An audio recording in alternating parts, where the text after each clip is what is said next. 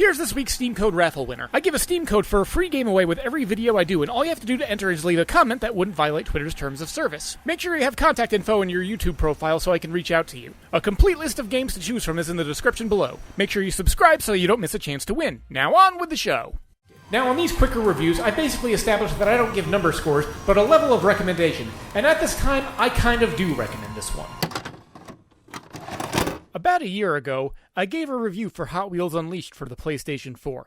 At the time, I summarized it as a competent and fun racing game with several bugs in need of addressing, and the potential for an overwhelmingly exploitative monetization system. Additionally, I only gave a surface-level look at the customization options. Since then, I've sunk many more hours into it. The game has been updated, and opinions have shifted in response. So using my initial review as a base, let's dive back in and give Hot Wheels Unleashed a deep-cut analysis. Hot Wheels Unleashed is a mechanically deep, easy-to-learn, fun-to-master racing title.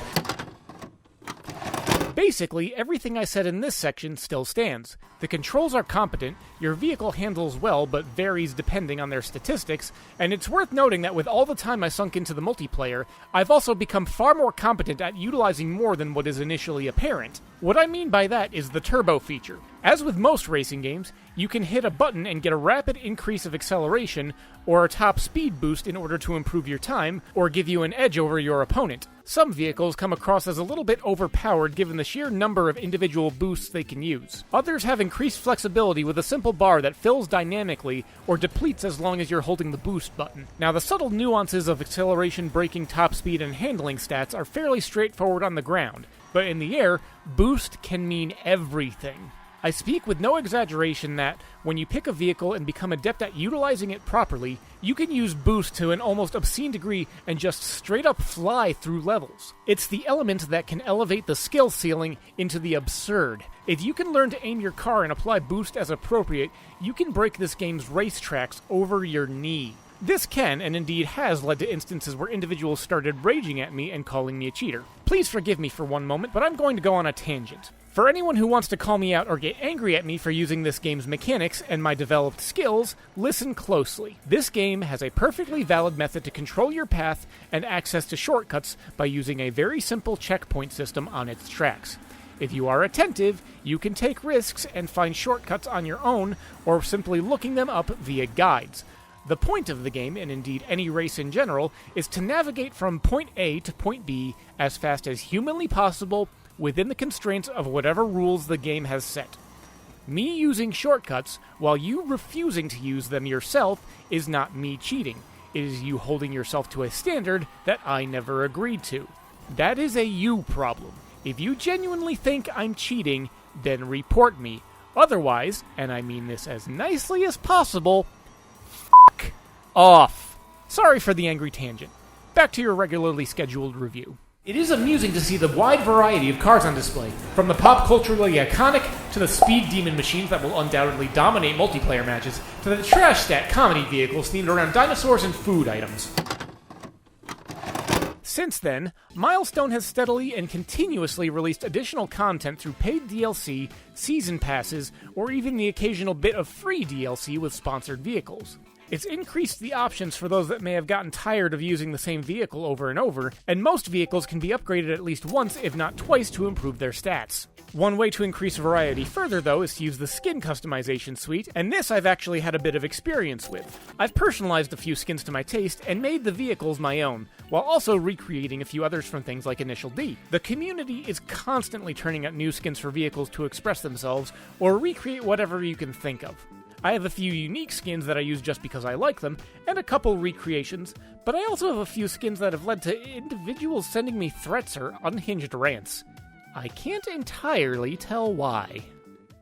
And that transitions nicely to the environments, because there are a few worth noting, such as a basement, a skate park, a garage, and a couple others. It makes for interesting and varied track layouts, with courses weaving through air ducts and around equipment or furniture. And if the courses don't seem interesting enough, you can create your own. In addition to the vehicles, Milestone has been churning out more environments and a mixture of hazards that you can put on tracks to ensure that, so long as the community engaged in doing so, there is a theoretically infinite amount of content to race on in multiplayer. Some traps are easy enough to deal with and rather fun to find your way around. Others are spewing piles of bullshit.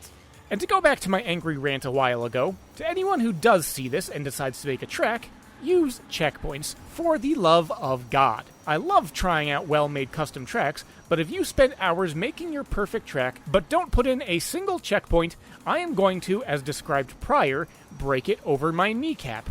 In fact, here is the worst one I've ever done.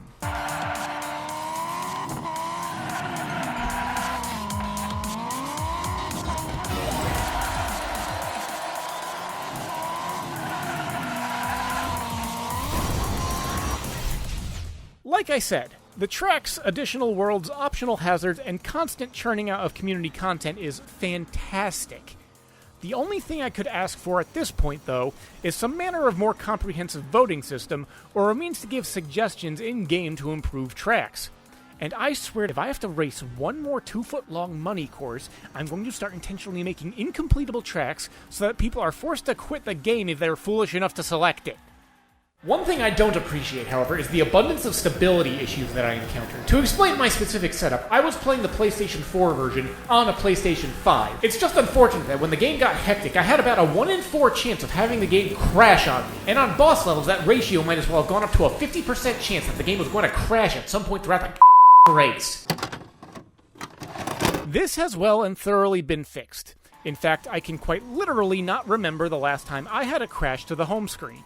Milestone's continued support is laudable, although it's fair to say that it should be the expectation given that they are still turning out content and charging for DLC. And speaking of charging for DLC, that leads nicely to the last section I wanted to address. Speaking of things that deserve to be called out, I am incredibly worried for this game on one element. It is so preemptively set up for microtransactions with a loot box style reward system that it scares me. I suppose there's still a small chance that Milestone could implement them at any time if circumstances change, but I am very pleased to say that they have not instituted any kind of loot box system. They slightly hurt me by utilizing both season tickets and individual paid DLCs, violating my unwritten rule of a pick-2 system, but at least you know everything that you're getting. Let's not confuse my sentiments, though. While I 100% approve of them not going the EA scum route, that does not mean I'm praising them for it. Them not being parasites and exploitative monsters should be the expectation. But anyway, that's most everything I wanted to cover since the last time I officially reviewed it. I gave a moderate recommendation at the time. Since then, I can easily say that I put in a couple hundred hours, either just relaxing and playing this for fun, or even going so far as utilizing this as a workout tool. Yes, I've gone so far as to use this game to improve myself by playing a race and then doing something like push-ups or squats during the downtime in between, and then going into another race to repeat the cycle. But that's just me. At the end of the day, my chief complaints pale in comparison to my praise of this game. I strongly recommend it for anyone who enjoys racing titles, and given that you can pick it up on pretty much any system right now for almost dirt cheap, the only thing I can say is, what the f*** are you waiting for? Go buy this game and submit while I run you over. Hey, look at that, it's the end of the video. Don't forget to subscribe, and remember that commenting can actually win you a free prize. So until next time, this is Gheeotine saying thanks for watching and keep your head on your shoulders.